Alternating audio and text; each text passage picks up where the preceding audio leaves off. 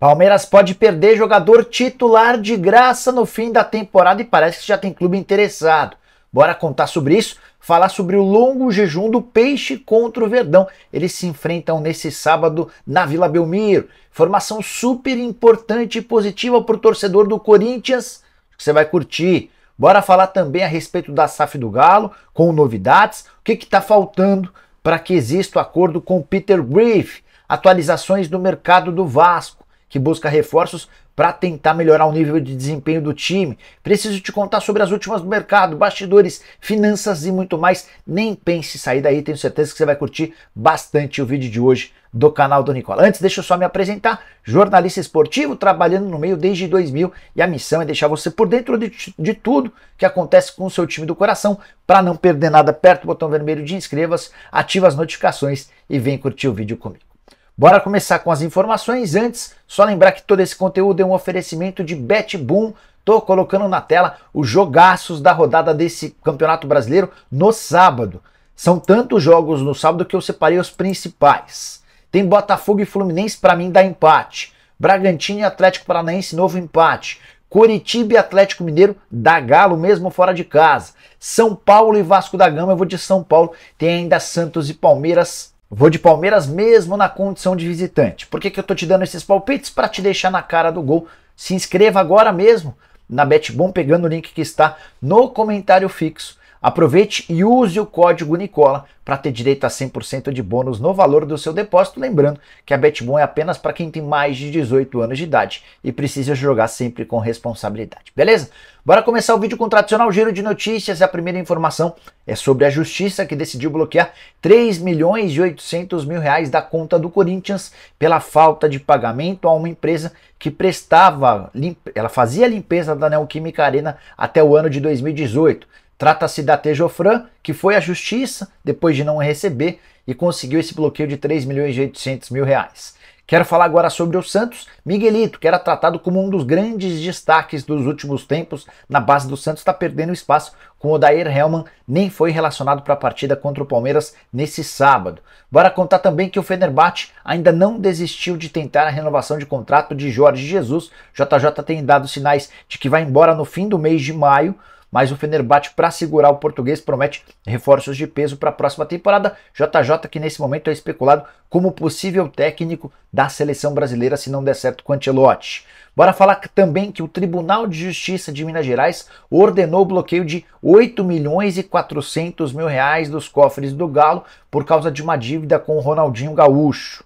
Em 2021, Atlético e Ronaldinho fizeram um acordo para o pagamento de 6.200.000 reais. Só que desde novembro do ano passado, o Atlético não tem pago absolutamente nada das prestações. Ronaldinho foi à Justiça, conseguiu que esse valor de 6.200.000 fosse reajustado e agora o bloqueio de 8.400.000 reais. Para fechar, o presidente do Fluminense, Mário Bittencourt, disse na última reunião do Conselho Deliberativo, na quarta-feira, que tem acordo para um novo patrocinador que vai ficar nas costas da camisa. Ainda não há informação sobre quem é esse parceiro.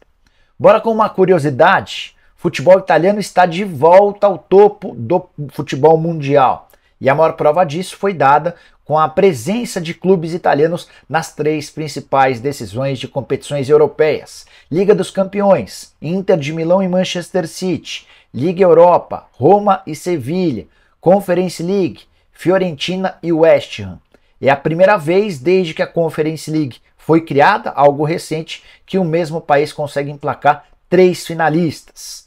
A curiosidade é que o futebol italiano, na década de 80 e 90, era o mais forte da Europa e fazia com frequência essa situação de ter 3 clubes em decisões. A UEFA chegou a ter lá atrás 3 decisões de competições europeias, depois acabou com um dos torneios e recentemente criou a Conference League. Só para arrematar sobre esse assunto, outra curiosidade, José Mourinho, que é o técnico da Roma, está em sua 6ª decisão europeia. Você tem palpite para as 3 finais? Acho que a Inter de Milão não vence o Manchester City na Liga dos Campeões. Roma tem chances diante do Sevilha, até porque o Mourinho vai jogar por um empate ou por uma bola. Já no caso da Fiorentina contra o West Ham, acho complicado para mim dar clube inglês. Bora falar agora a respeito das novidades, incluindo ou envolvendo a SAF do Galo. Tenho contado para vocês nas lives que o Peter Grieve, um investidor americano que está disposto a colocar 1 bilhão e 400 milhões para adquirir 51% das ações, já terminou uma diligência, que é uma grande investigação feita nas contas do Galo. Essa diligência contou com a contratação de duas empresas super importantes. Peter Grieve já sabe das dificuldades e o que ele precisaria fazer para colocar as coisas no lugar. Outra coisa importante, entre os 4 R's há otimismo de que o acordo será sacramentado nos próximos dias. O que os caras estão fazendo nesse momento? Eles estão trabalhando nas tratativas para a criação de um memorando de entendimentos, que funciona como uma espécie de pré-contrato. Você assina esse pré-contrato, leva o acordo para o Conselho Deliberativo e também para os sócios. Se houver aprovação dos dois órgãos, aí sim esse pré-contrato se transforma num contrato. O valor total do investimento é de 1,8 bilhão de reais. Peter Grieve coloca 1,4 bilhão e os 4 R's assumem os outros 400 milhões. Como eles já colocaram 300 milhões, haveria necessidade de um aporte de mais 100 milhões de reais, totalizando 1,5 bi de dinheiro novo para as contas do Atlético Mineiro. Galo que está disposto a colocar a Cidade do Galo e a Arena MRV nesse acordo da SAF. Bora falar agora sobre o lateral titular do Palmeiras que pode deixar o clube em dezembro. Eu me refiro a Marcos Rocha. Ele é o único jogador que joga com frequência no Palmeiras cujo contrato se encerra nessa temporada, acaba em 31 de dezembro. Queria trazer uma informação exclusiva: Palmeiras e Marcos Rocha já conversam para a prorrogação desse contrato, mas as negociações não são simples. Palmeiras entende que o Marcos Rocha precisaria se adequar a uma outra realidade. O Rocha se defende, lembrando que está desde 2018 no clube, que foi super campeão e que mereceria uma valorização. A tendência, de acordo com a minha fonte no Palmeiras, é que exista a renovação do contrato, mas o Verdão sempre lembra ao Marcos Rocha que está bem servido no setor. Por exemplo, o Marcos Rocha está machucado, né? Se machucou no fim do mês passado, perdeu, por exemplo, o clássico contra o Corinthians. Mike e Garcia têm dado conta do recado, ou seja, o Marcos Rocha, se não entrar nos eixos em relação a essa questão financeira, pode acabar não tendo o seu contrato renovado. E a política em relação ao Marcos Rocha contrasta em relação aos demais atletas do elenco. Verdão que recentemente renovou contrato com quase todo mundo. Por exemplo, Veiga, Gomes, Luan, Mike, Rony, Dudu, até o Lomba, que é reserva, teve seu contrato estendido. Só o Marcos Rocha ainda não conseguiu a prorrogação desse vínculo. Rocha, que é super campeão, 34 anos de idade, completa 35 no mês de dezembro. E o fato de ter uma idade avançada é uma das coisas que pode pesar contra ele. Em paralelo a isso, começam a surgir rumores de interesses de outros clubes no Marcos Rocha, entre eles o Botafogo. Há quem garanta que o Botafogo só aguarda o mês de julho para assinar um pré-contrato com o Rocha e contratá-lo de graça a partir de 2024. Você gostaria do Marcos Rocha no seu time do coração? Acha que ele cabe? Use o espaço para comentários e deixe sua opinião, beleza? Bora falar agora sobre a volta de Renato Augusto, a grande notícia para o torcedor do Corinthians. O principal jogador do time não atua há algum tempo e essa ausência tem sido extremamente sentida. O Renato Augusto sofreu ou passou por uma artroscopia no joelho direito desde abril.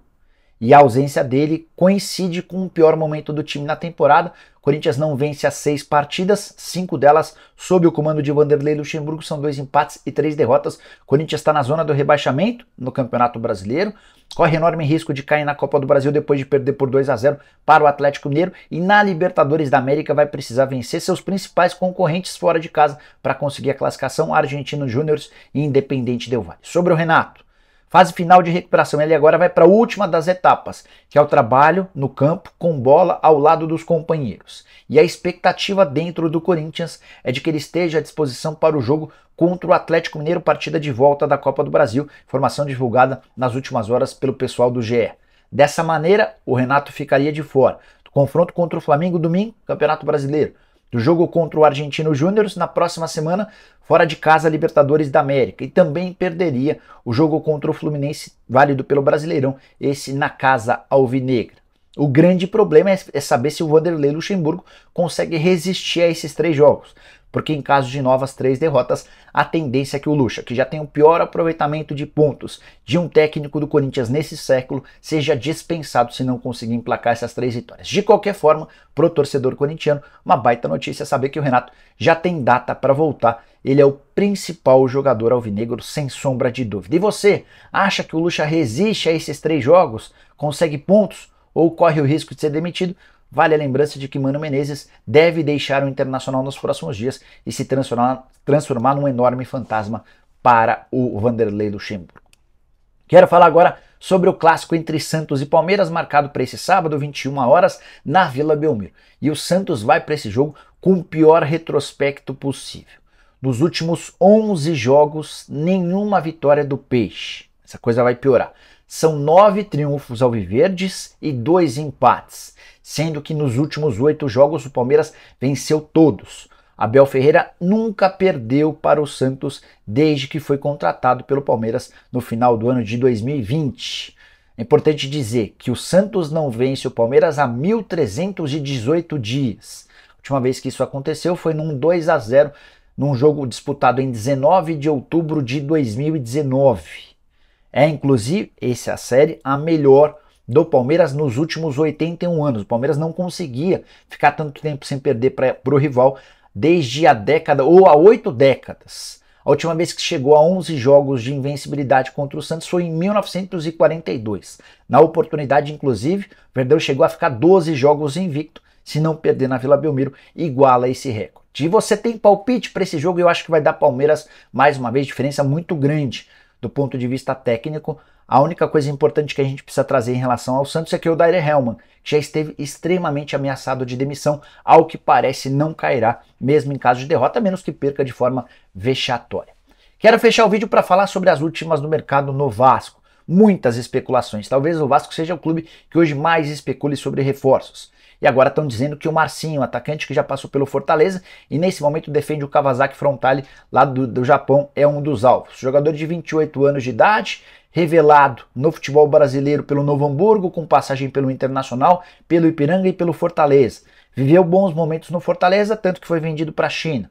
Da China ele se mandou em 2021 para o Kawasaki Frontale, fez uma temporada passada muito forte. De 40 jogos, 15 gols e 8 assistências, a temporada atual já é bem abaixo. 10 jogos, nenhum gol e uma assistência. Pode jogar como ponta esquerda, pode jogar como ponta direita. Seria um investimento da 777 na metade da temporada para que o Vasco pudesse resolver o problema de velocidade pelos lados do campo. Não consegui a confirmação com ninguém do Vasco sobre essa contratação. Prometo tentar nas próximas horas avançar alguma coisa. Mas o Marcinho não é o único citado como interesse. O Vasco também conversa com o Bruno Henrique, volante que pertence ao Ittihad, vive os últimos meses do contrato, ele foi sugerido ao Vasco e agradou. Tem também o nome do Guilherme, vocês lembram dele? Volante que chuta forte de fora da área, revelado na Portuguesa, com passagem pelo Corinthians, está fora do Brasil há um tempão. Ele defende o Al Saad. Antes de gravar o vídeo, conversei com o Júnior Pedroso, que é empresário do Guilherme. O empresário me afirmou que o Guilherme renovou o contrato por lá, ou seja, podemos descartar o nome do Guilherme. O Vasco busca um primeiro volante de nome, de peso. Essas alternativas se referem ou se resumem a Bruno Henrique, de quem falei agora há pouco, do Al Ittihad. Se referem também ao Cuellar, jogador que está deixando o Al Hilal. E tem muita gente especulando que o Alan, ex-jogador do Napoli, que está no mundo árabe, também pode ser contratado. E aí, quem você gostaria de como reforços para o Vasco? Use espaço para comentários. Se curtiu o vídeo, também não esquece de deixar like, de se inscrever no canal. A gente volta mais tarde. Abraço, tchau!